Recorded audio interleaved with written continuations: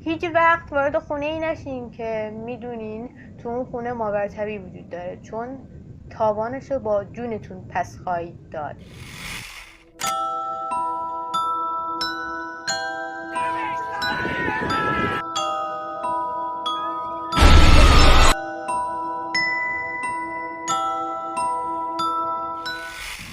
سلام، افتیا هستم. به کانال من خوش اومدین. امروز میخوام ادامه داستان خونه متروکه رو واسهتون تعریف کنم و این داستان خودم نوشتم و مطمئنا حالا یه کم کسری هست و اونقدر مطمئنا خوب نیست و این داستان واقعا خودم نوشتم. من نویسنده خیلی مشهوریم، نه نویسنده خیلی معروفیم، اصلا نویسنده نیستم و تو نویسندگی هم هیچ ادعایی ندارم حقیقتا.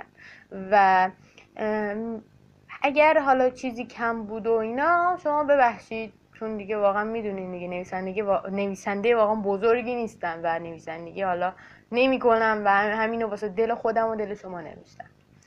و اگر شما حالا داستانی دارین، حالا در خودتون نوشتین، در دیگرانه، حتما تو اینستا واسم بفرستین که تو ویدیوهای بعدی حتما اون داستانا رو میخونم و دربارش صحبت میکنیم و دیگران راجع به اون داستاناتون حالا نظر میدن و میترسن. به هر حال پارت اولش رو میتونین، حالا توی کانال هست، میتونین ببینین و حتما مطمئنم که یه کم کسری هست، ولی به هر حال شما ببخشین و امیدوارم که خوشتون بیاد و لذت ببرین. بدون هیچ حرف اضافه‌ای بریم سراغ داستان. یک هفته از اون اتفاق گذشته بود. همه دیگه اون اتفاق فراموش کرده بودن، انگار که هیچ اتفاقی نیفتاده. ولی من از اون روز یه خواب راحت نداشتم. خونه ما تو ساختمون چند طبقه بود. خونه بالای ما خالی بود، ولی من هر شب صدای پا میشنیدم. هر وقت که میخوابیدم روی تخت حضور یه نفر رو بالا سرم حس میکردم. شاید همه اینا توهم بود، شاید خوابایی که میدیدم توهم بود. تو اون یک هفته از تختم و اتاقم یک لحظه‌ام جدا نشده بودم.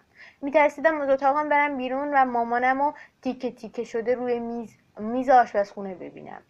میترسیدم از اتاقم برم بیرون و عزیزامو سلاخی شده توی خونه ببینم. میترسیدم خوابم به واقعیت بپیونده.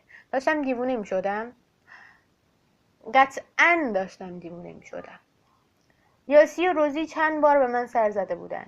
زندگی اونا اوکی بود و این وسط فقط من بودم که داشتم دیوونه می شدم. خوابام مظنونش همه این بود که من خانواده‌مو و 2 دوستامو به وحشیانه ترین حالت ممکنی می کشم. تو 48 ساعت فقط 4 ساعت می خوابیدم. همش با صدا از جا می پریدم. شاید سوال باشه منی که هیچ اعتقادی نداشتم چطوری الان اینقدر ترسیده و درمونده بودم. خودم ایده‌ای ندارم. مامانم بارها پرسیده بود چی شده. وقتی بهش میگفتم از خونه بالا صدا میاد، میخندید و میگفت توهم زدی بچه، اون خونه 1 سال خالیه، چی میگی واقعا؟ دیگه تصمیم گرفتم چیزی بهش نگم، چون میدونستم که فکر میکنه توهم زدم و همه اینا الکیه. دیروز وقتی برادر کوچیکم اومد اتاقم، به شوخی توپو به سمتم پرت کرد. نمیدونم چی شد، ولی فقط چند دقیقه بعد مامانم با جیغ و گریه منو هل داد و در رو قفل کرد. یادم نمیاد چی شد، انگار یه لحظه شخص دیگه ای جای من بود. فقط یه لحظه سرفه برادرم و صورت کبود و جای روی گردنش رو یادم میاد. امروز قرار بود یاسی بیاد دیدنم. مامانم هنوزم در رو قفل کرده. حق داره، حتی خودم هم از خودم میترسم. ساعتها زل میزنم به دیوار، حمله میکنم به دیگران، حمله میکنم به برادر کوچولوم که بیشتر از خودم دوستش دارم. کم حرف شدم، حرفای عجیبی میزنم. مامانم دیشب به بابام میگفت که شبا صدای عجیبی از اتاقم میشنوه. صدای خورخور حیوان وحشی، صدای چنگ زدن. میگفت هر وقت که میاد داخل میبینه یه گوشه نشستم و زل زدم به یه نقطه.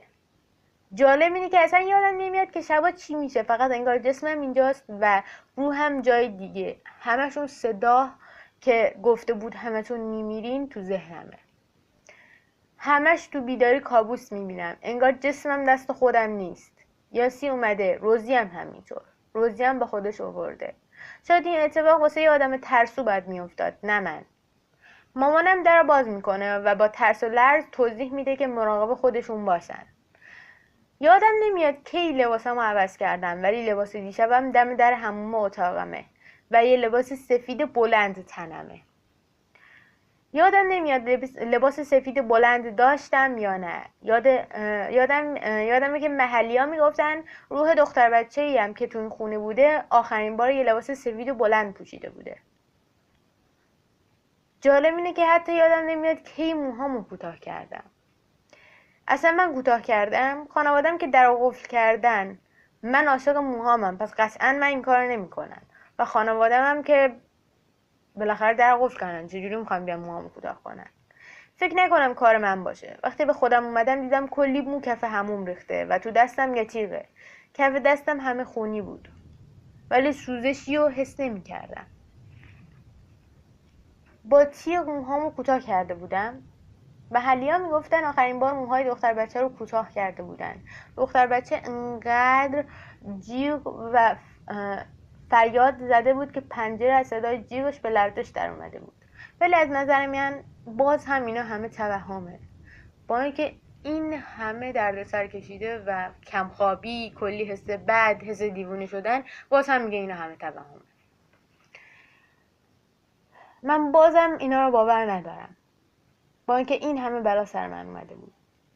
میگفتن موهاشو دوست داشته. منم موهامو خیلی دوست داشتم. یاسی و روزی جلوم نشسته بودن و داشتن یه چیزایی میگفتن، ولی من حواسم به تیغی بود که کف دستم بود. قرار بود بکشتشون. چرا نمیگم خودم؟ چون من نیستم. چون اگه من بودم هیچ وقت آسیبی به آدمای مهم زندگی نمیزدم. هر چقدر جنگیدم نشد. اون موفق شد، کاری کرد خودم دوستامو بکشم. فقط چند دقیقه جسممو تسخیر کرد و تو اون چند دقیقه روحم از بدنم رفت و فقط روحم تماشا کرد که جسمم چجوری به روزی حمله برد و با فریاد بلندی تیغو توی گردنش فرو کرد. یاسی فرار کرد سمت در که با سرعت غیر قابل باوری گرفتمش و چنگ زدم به صورتش. بالاخره من نگرفته بودمش، اون گرفته بودش. واسه همین سرعتش هم غیر قابل باور بود. چنگ زدم به صورتش، ناخون بلندمو بردم سمت چشاش. التماس میکرد و اسممو صدا میزد، ولی من نبودم. من روحم گوشه اتاق بود و داشت زجه میزد. جسمم تسخیر شده بود. یاسی چشماشو بست. اونم دید که راهی نداره. چنگ زد به صورتش. چرا کسی نمی اومد؟ چون یاسی رو چسبونده بود به در و داشت خفش می‌کرد. درم با کلیدی که پشت در بود قفل کرده بود. کلیدی که از کمدم پیداش کرده بود. وقتی که به یاسی رو خفه کرد انگار خیالش راحت شده باشه. چسبید به در و بعد تیغی که دستش بود و محکم کشید رو شاهرگ گردنم. روحم برگشت تو جسمم تا نفسای آخرمو بکشم. پشیمون بودم؟ قطعاً. ناراحت بودم؟ قطعاً. عصبانی بودم از خودم؟ قطعاً. یه اشتباه، یه کنجکاوی باعث شده بود آینده‌ای که بهش ایمان داشتم یه شبه خراب بشه. حتی وقتی مامانم اینا درو شکستنم مهم نبود. حتی وقتی افتادم به گوشه مهم نبود. من لحظات آخرم بود. اون میدونست که رفته بود. اون تاوانه کنجکاوی رو با جونمون پس گرفته. کاش داستان ما نقل دهن همه باشه تا دیگه کسی جرئت نکنه به اون خونه بره. اون تاوان کنجکاوی رو با مرگ پس خواهد گرفت. امیدوارم از این ویدیو خوشتون اومده باشه. لایک، کامنت و سابسکرایب یادتون نره. نظرتون تو کامنت ها بهم بگین که از این جور داستانا خوشتون میاد. اگه خوشتون میاد باز هم از این جور داستانا بنویسم و واسهتون بخونم. و اگر هم شما داستانی دارین حتما واسم بفرستین. لایک، کامنت و سابسکرایب یادتون نره. تو کامنت ها بهم بگین که اگر شما جای این دختر بودین وارد اون خونه میشدین و واسه کنجکاوی وارد خونه‌ای میشدین که مطمئن بودین آدمای زیادی جونشون از دست داده بودن.